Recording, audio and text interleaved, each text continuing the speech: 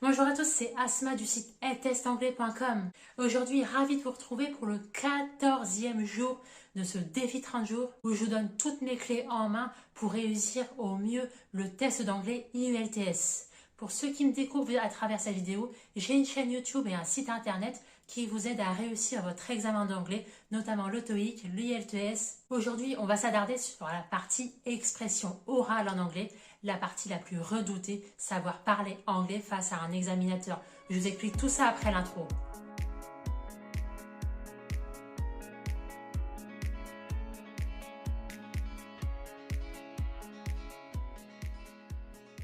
Alors je profite des fois dans les vidéos pour m'excuser parce que je suis pas du tout à l'aise à l'oral. Et en fait, véritablement, je sors de ma zone de confort à chaque fois parce que je tiens réellement à vous partager mes astuces, mes conseils pour réussir au mieux votre préparation à votre examen d'anglais.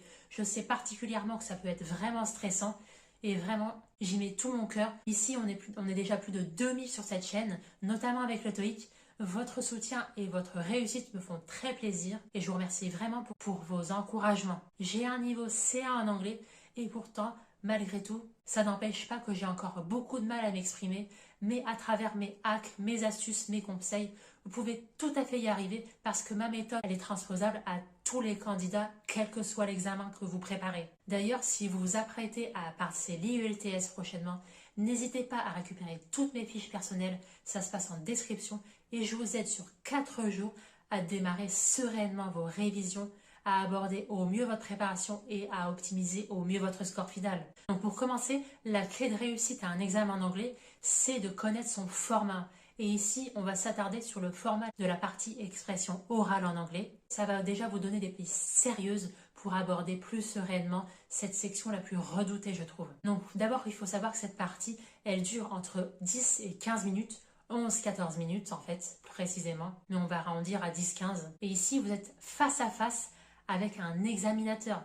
Donc déjà, le niveau de pression, il est énorme, de stress également. Et ça se déroule toujours en 3 étapes que je vais vous expliquer dès maintenant. Donc d'abord, on va vous poser des questions générales, histoire de vous mettre un peu à l'aise. Ensuite, vous allez devoir présenter un exposé court sur un sujet donné. Et ensuite, la 3e phase de cette partie expression orale, ça va être une discussion un peu plus poussée sur ce même thème abordé dans la partie précédente, la partie 2. Alors ici, le but, c'est pas forcément de tester vos connaissances, je trouve, mais ça va être plutôt de vérifier comment vous vous exprimez en anglais concrètement en fait. Donc votre fluidité, votre vocabulaire, votre grammaire et votre prononciation, on le verra un peu plus tard, seront évalués ici.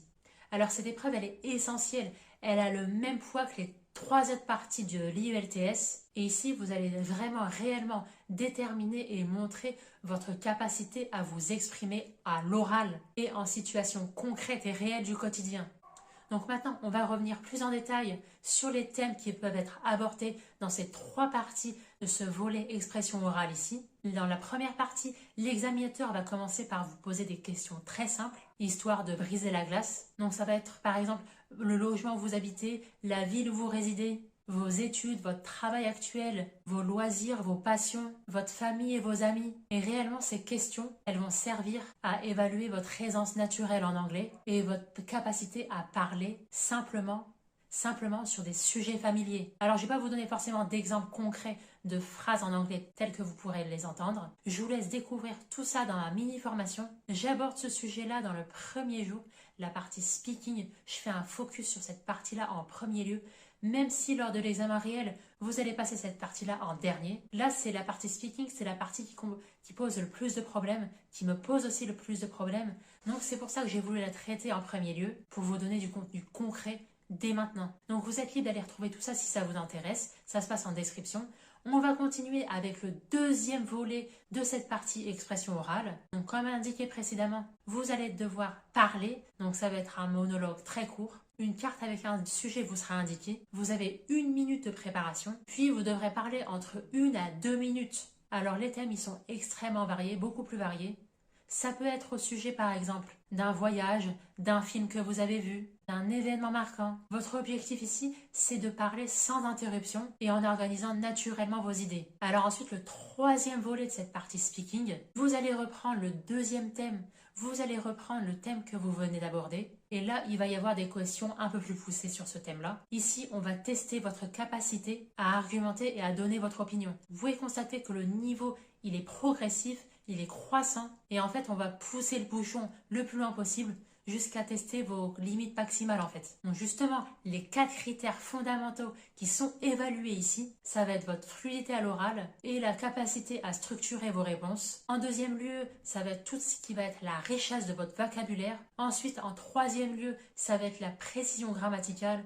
Alors je conçois parfaitement, la grammaire c'est ce qu'il y a vraiment de plus chiant à apprendre, ça me révulse autant que vous, mais malheureusement vous êtes obligé de passer par là quand vous préparez un examen en anglais. Et ensuite en quatrième lieu, ce qui va être évalué, comme je l'ai brièvement dit précédemment, ça va être votre prononciation. Alors attention, ne confondez pas prononciation et accent. On ne recherche pas ici à avoir un accent parfait ou quoi que ce soit. Ce qui va être évalué, c'est ici votre capacité à prononcer clairement, de façon compréhensible et naturelle, les mots en anglais. Quel que soit le pays où vous habitez, chacun a un accent différent. C'est pas du tout un critère de notation. Alors ensuite, il y a 2 questions que je me suis posées. Vous êtes peut-être posé ces questions aussi. Est-ce qu'on enchaîne l'oral après avoir enchaîné les 3 parties? Donc à savoir la partie listening, la partie reading et la partie writing qu'on a réalisé. Alors la partie expression orale, c'est particulier en fait parce que ça s'enchaîne pas forcément le jour même. Vous pouvez être amené à passer à une date ultérieure. Ça va être réellement selon les disponibilités de votre centre d'examen. Donc ça aussi c'est une chose à anticiper. Alors ensuite, deuxième question primordiale, comment s'entraîner au mieux? Pour la compréhension écrite et la compréhension orale, c'est plus évident en quelque sorte, mais tout ce qui va être travaux d'expression écrite et orale d'ailleurs, c'est un peu plus compliqué. Alors comme indiqué aussi pour la partie expression écrite, j'ai une très bonne nouvelle pour vous, c'est qu'on est arrivé à l'ère de l'intelligence artificielle et que vous pouvez vous aider des outils IA pour améliorer votre expression orale en anglais. Vous pouvez parler avec une IA, vous pouvez lui demander ses feedbacks en temps réel, même si vous n'êtes pas forcément à l'aise en anglais, vous lui demandez ses feedbacks et son retour en français, vous échangez avec elle. J'en ai d'ailleurs fait une vidéo exprès à ce sujet. Je vous mettrai les 2 liens en description. Comment apprendre l'anglais avec ChatGPT et parler avec un robot comme ChatGPT. Alors par ailleurs aussi, dans le premier jour de ma formation 4 jours, je vous donne mon hack ultime pour non seulement faire d'une pierre 4 coups, mais également améliorer votre expression orale. Je vous laisse découvrir tout ça si vous voulez aller plus loin que cette vidéo. Aussi, si vous voulez encourager mon travail, likez cette vidéo avant de partir, ça me ferait très plaisir. Et abonnez-vous si vous voulez recevoir mes dernières infos sur l'IELTS. Je vous retrouve demain déjà pour le 15e jour, ce défi 30 jours. Et je vous dis très bon courage. À très vite!